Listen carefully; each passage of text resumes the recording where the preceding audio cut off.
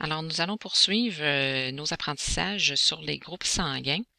Donc, on a vu dans la vidéo précédente là, comment on déterminait le groupe sanguin en regardant ce qu'il y a à la surface du globule rouge. Donc, il y a les antigènes A, B et on a vu aussi qu'il existait l'antigène RH.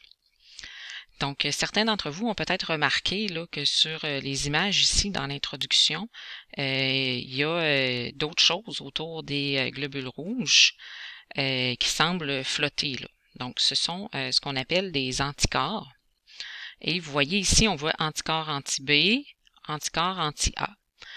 Donc, ça, c'est ce qui va expliquer plus tard qu'on ne peut pas donner un groupe sanguin A à un groupe sanguin B, par exemple. Donc, ces éléments-là, ici, qui apparaissent flotter, ben effectivement, elles flottent dans le sang. Donc, elles sont plutôt dans le plasma. Et c'est ce qu'on va appeler des agglutinines. Donc, comment qu'on fait pour déterminer les agglutinines? Donc, par exemple, ici, on a une représentation d'un globule rouge et on a ici qu'est-ce qu'il y aurait dans le plasma. Donc, si par exemple, je suis du groupe A négatif. Donc, si j'appartiens au groupe A négatif, ben, on a vu que sur le globule rouge, j'ai l'agglutinogène A, je n'ai pas le B et je n'ai pas le RH. Donc, pour les personnes qui ont l'agglutinogène A, bien, dans le plasma, on va retrouver des anticorps qui vont empêcher qu'il y ait des globules rouges d'un autre groupe sanguin qui puisse être transfusé, par exemple. Donc, dans le plasma, on va retrouver des anti-B. Donc, dans le fond, il va y avoir dans le plasma ce qu'il n'y a pas sur le globule rouge. On va également retrouver des anti-RH. Donc, comme il n'a pas l'agglutinogène RH, il ne faut pas qu'il en reçoive non plus. Donc, il va avoir l'agglutinine anti-RH. Donc, si au lieu d'être A négatif, on est A positif, ben, ça veut dire que sur le globule rouge, j'ai le A, mais j'ai aussi RH. Donc, ça, c'est mes deux agglutinogènes. À ce moment-là, dans le plasma, va flotter des agglutinines anti-B, mais il n'y aura pas de anti-RH parce qu'on voit bien que là, ben, la personne, son sang, là, il serait anti lui-même. Donc, il y aurait une coagulation, une agglutination qui se produirait. Donc, à ce moment-là, la personne qui est du groupe A positif, ben, elle n'a pas l'anti-RH dans son plasma. Elle a, parce qu'elle a déjà RH sur son globule rouge. Donc, je fais un autre exemple. Donc, si on est, par exemple, du groupe sanguin AB négatif, ben, ça signifie qu'il n'y a pas le RH sur le globule rouge.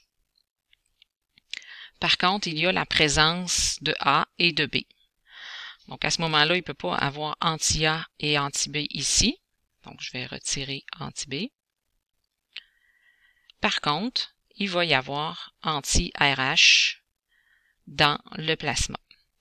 Donc, ça veut dire que cette personne-là ne peut pas recevoir d'un groupe sanguin de globules rouges là, qui aurait le RH dessus. Donc, on va voir là, dans une prochaine vidéo là, les règles pour la compatibilité sanguine. Je fais un dernier exemple avec cet outil-là ici. Donc, par exemple, si je suis O négatif, donc O, ça veut dire ni A ni B. Donc, on va les retirer. Et négatif, ça veut dire qu'il n'y a pas le RH. Donc, il n'y a aucun agglutinogène à la surface des globules rouges. Ben ça veut dire qu'il y a toutes les agglutinines dans le plasma. Donc, à la fois anti-A, anti-B et anti-RH. Donc, là, ceux-là qui ont suivi un petit peu, là, vous venez peut-être de comprendre là, que ben le O négatif, là, il ne peut pas recevoir des autres groupes sanguins parce qu'il a toutes les agglutinines dans son plasma. On va revenir aussi à ça là, dans une prochaine vidéo. Donc, si on revient aux notes de cours, Donc, on avait défini là, les agglutinogènes comme étant sur les globules rouges. Les agglutinines, elles, je vous invite à les surligner en jaune. Donc, les agglutinines, elles se retrouvent dans le plasma.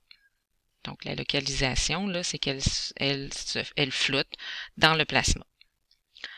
Donc, leur définition, ben, ce sont des anticorps parce qu'elles réagissent à la présence d'un organisme étranger.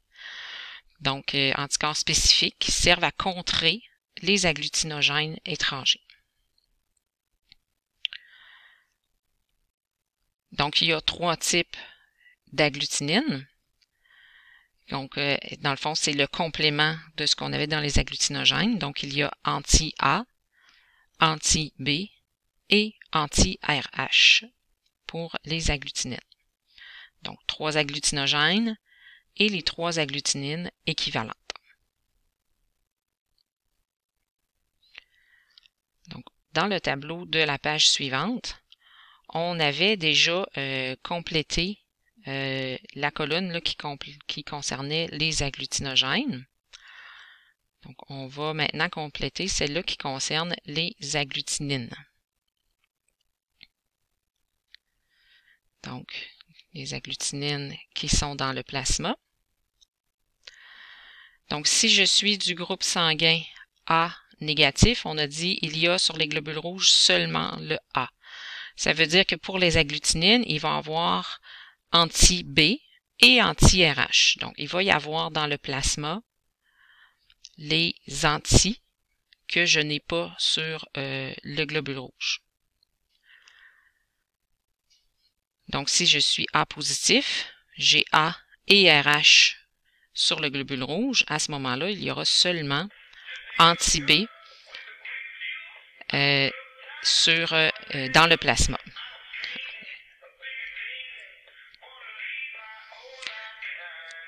Donc, je vous invite peut-être à faire pause et à compléter là, le reste du tableau pour les agglutinines qu'il y a dans le plasma.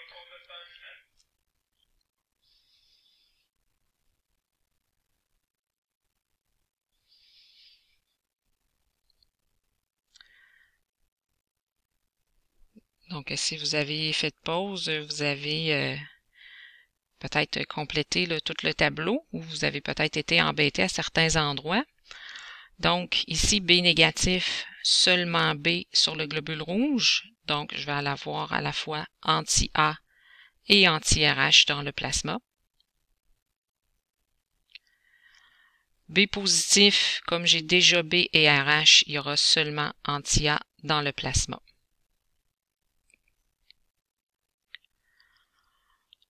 Pour le groupe sanguin AB négatif, il y a A et B sur le globule rouge, donc seulement anti-RH dans le plasma. Pour le AB positif, ben, il y a déjà les 3 agglutinogènes, donc il n'y aura aucune agglutinine dans le plasma. Et ça va être le contraire pour le groupe O négatif. Comme il n'y a aucun agglutinogène, ben, il y aura les 3 agglutinines dans le plasma, anti-A, anti-B et anti-RH.